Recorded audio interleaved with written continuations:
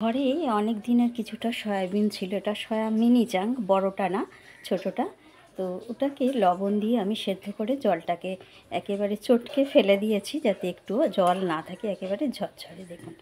আর এখানে বেশ খানিকটা ধনে পাতা, কাঁচা লঙ্কা, কাঁচা পাকা লঙ্কা কুচি, গ্রেট করা আদা নিয়েছি, আর এখানে 3টে আলুকে সেদ্ধ করে নিয়েছি। আমি হাতা দিয়ে ম্যাশ করে নেব।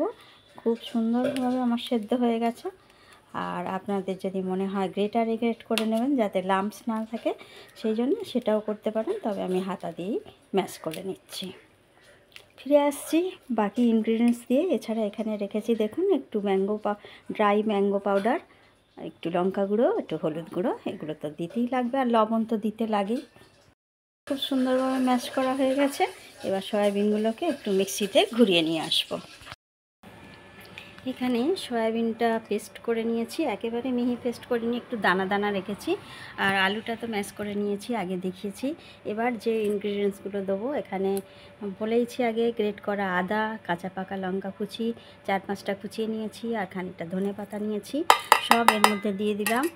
আর এরপর এখানে একটু লঙ্কা গুঁড়ো, একটু হলুদ গুঁড়ো, আর নিয়েছি ভাজা জিরের গুঁড়ো, গরম মশলা, আর আমচুর পাউডার, এগুলো এতে দিয়ে দিলাম। সব হাফ চামচ করে নিয়েছি, কারণ কাঁচা লঙ্কা অনেকটাই দিয়েছি, সেজন্য ঝালটা বেশি হয়ে যাবে, ওই জন্য অল্প লঙ্কার গুঁড়ো দিয়েছি। বেশ, এইগুলো ভালো করে একসাথে মেখে নেব। নিয়ে কাটলেটের আকারেও করতে পারেন, বা বড়ার আকারে গোল করেও করতে পারেন, চৌকো করে। আর এখানে দেখুন 2-2.5 টেবিল চামচের মতো কর্নফ্লোর নিয়েছি, একটু পাতলা করেই গুলে রেখেছি। আর এখানে নিয়েছি ব্রেড ক্রাম। এই ব্রেড ক্রামটাও আমার বাড়িতে তৈরি করা, এর রেসিপিও আমার চ্যানেলে দেওয়া আছে। আমি লুনা বোস, লুনাতির হরেক রকমবার থেকে বলছি, আপনারা রেসিপিটা দেখে নিতে পারেন। ঘরে বেঁচে যাওয়া পাউরুটি দিয়ে কীভাবে ব্রেড ক্রাম বানাতে হয় সেটাও আমি দেখিয়ে দিয়েছি। তাই এটাও আমার কেনা নয়, এটা বাড়িতে তৈরি। এবার ভালোভাবে এটাকে মেখে নেব, সব কিছু ইনগ্রিডিয়েন্টস দিয়ে ভালো করে মেখে নিয়ে ফিরে আসছি। ভিডিওটা অযথা বড় করতে চাইছি না। এর সাথে কিন্তু আর কিছু দেব না, না অফ ক্যামেরায় না অন ক্যামেরায়। যে যা যা দিয়েছি আপনাদের সমস্ত কিছু দেখিয়ে দিয়েছি। তবে হ্যাঁ, আপনারা যদি পেঁয়াজ রসুন দিয়ে করতে চান, তাহলে ছোট্ট ছোট্ট করে পেঁয়াজ আর ছোট্ট ছোট্ট করে রসুন কেটে নিতে পারেন, অথবা রসুনটা বেটেও নিতে পারেন। আমি একেবারেই নিরামিষ করছি, সবাই তো পেঁয়াজ রসুন খান না নিরামিষ দিনে, তাই আমি একেবারেই নিরামিষ তৈরি করছি। ভাবছেন তো আসল জিনিসই তো দেওয়া হয়নি, সব উপকরণ তো দেওয়া হলো, আসল জিনিসও দেব। এখানে হাফ চামচ লবণ রেখেছি, আর হাফ চামচ চিনি রেখেছি। সব মেশানোর পর এইটাকেও দিয়ে দিলাম। আপনারা বিট নুনও দিতে পারেন, এখানে বিট নুন দিলেও টেস্টটা ভালো হয়। আমি সাদা নুনই দিলাম।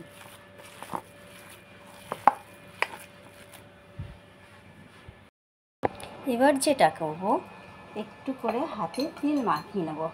তেল মাখিয়ে নিয়ে, যেহেতু আমি এখানে বেসন টেসন কিছু দিইনি, আপনাদের যদি অসুবিধা হয় তাহলে আপনারা একটু বেসন দিতে পারেন। এরকম গোল করে নিয়ে আপনারা এরকম চ্যাপটাও করে নিতে পারেন, এরকম গোল গোল করে, অথবা এরকম লম্বা যেমন কাটলেট হয় একটু ডিম্বাকৃতি মতো, সেইভাবেও করে নিতে পারেন। এইভাবে সব কটা গড়ে নিয়ে আমি ফিরে আসবো। তবে কিছুটা ইচ্ছা আছে যেমন পকোড়া ভাজে সেইভাবেই করবো আমি। তো আরও একটা দেখিয়ে দিই, আমার হাতে তেল মাখা আছে। এই আলু ভাতের মতো একটা মণ্ড নিলাম, নিয়ে হাতে গোল করে নিয়ে চ্যাপটা করে নিলাম। এরম গোলও করতে পারেন, অথবা আমি যেমন একটু ওভাল শেপ দিচ্ছি সেইভাবেও করতে পারেন। এইভাবে প্রতিটা গড়ে নিয়ে ফিরে আসি, কারণ ভিডিওটা তাহলে আরও বেশি হয়ে যাবে, আমি বড় হয়ে যাবে যতটা আমি করব।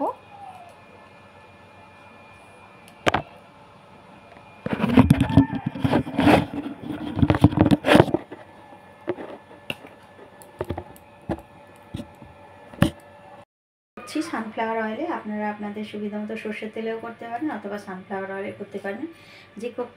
যেই কাটলেটগুলো আমি গড়ে রেখেছি, এবার কি করব না, একটা করে কর্নফ্লাওয়ারের গোলায় ডুবিয়ে সাথে সাথে বিস্কুটের গুঁড়ো মাখিয়ে নেব। নিয়ে, আর তেলটা গরম হয়ে গেছে যেহেতু, আমি গ্যাসের ফ্লেমটাকে মিডিয়ামে করে দিয়েছি, দিয়ে একটা করে ভেজে নেব।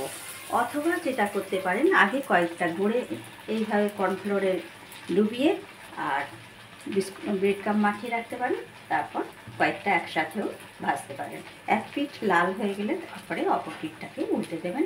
হাই ফ্লেমে রাখবেন না, তাহলে পুড়ে যাওয়ার সম্ভাবনা থাকবে। এটা দেখিয়ে দিই আপনাদের। এই জাস্ট ডুবিয়ে নিয়ে আর এই ব্রেড ক্রাম্ব লাগিয়ে নেব। এটা দু হাতেও করতে পারেন, ডান হাতে কর্নফ্লোরে গুলিয়ে আর বাঁ হাতেও এটাকে করতে পারেন, তাহলে আর ব্রেড ক্রাম্বটা ভিজে যাবে না। চারপাশে ভালোভাবে মাখিয়ে নিলাম, গরম তেলে ছেড়ে দেবো। এক পিঠ হয়ে গেছে, যেটা প্রথমে দিয়েছিলাম দেখুন লাল হয়ে গেছে। এবার আস্তে আস্তে বাকিগুলোকেও উল্টে দেবো, কারণ এটা একটু নরম হয়, যেহেতু এতে বেসন টেসন কিছু দেওয়া হয়নি। আপনারা বেসন দিতে ইচ্ছা হলে দিতে পারেন। আমি শুধুই আলু সেদ্ধ আর সয়াবিন দিয়ে করেছি। এছাড়া বলেছি তো যে পেঁয়াজ কুচি, রসুন বা কুচি দিয়েও করতে পারেন। এটা আমি সম্পূর্ণ নিরামিষ করছি। আপনারা গড়ে একটা এয়ারটাইট বক্সে করে ফ্রিজে রেখে দিতে পারেন। কেউ এলে বার করে ভেজে দিতে পারেন, অথবা নিজেদের ইচ্ছা মতো বার করেও খেতে পারেন, একসঙ্গে সবটা ভেজে না খেয়ে। তো আমিও কয়েকটা রেখে দেব এবং কয়েকটা ভেজে নিয়েছি, দেখতেই পাচ্ছেন এইগুলো লাল হয়ে গেছে। এবার এগুলো তুলে নেব। এক পিঠ হয়ে গেছে, আর এক পিঠ উল্টে দিয়েছি। দেখতেই পাচ্ছেন আমার সয়াবিনের কাটলেটগুলো কতটাই সুন্দর হয়েছে, একেবারে মুচমুচে হয়েছে। এটা আওয়াজ করলে বুঝতে পারবেন, একেবারে টমেটো সসের সাথে আমি পরিবেশন করে দিয়েছি। আমার ভিডিওগুলো যদি আপনাদের ভালো লেগে থাকে তাহলে অবশ্যই লাইক, কমেন্ট, শেয়ার করবেন, আর সাবস্ক্রাইব করে পাশে থাকা বেল আইকনটাকে প্রেস করতে একেবারেই ভুলবেন না। তাহলে আমি যা যা ভিডিও আপলোড করব তার নোটিফিকেশান আপনাদের কাছে চলে যাবে এবং আপনারা তা দেখতে পাবেন।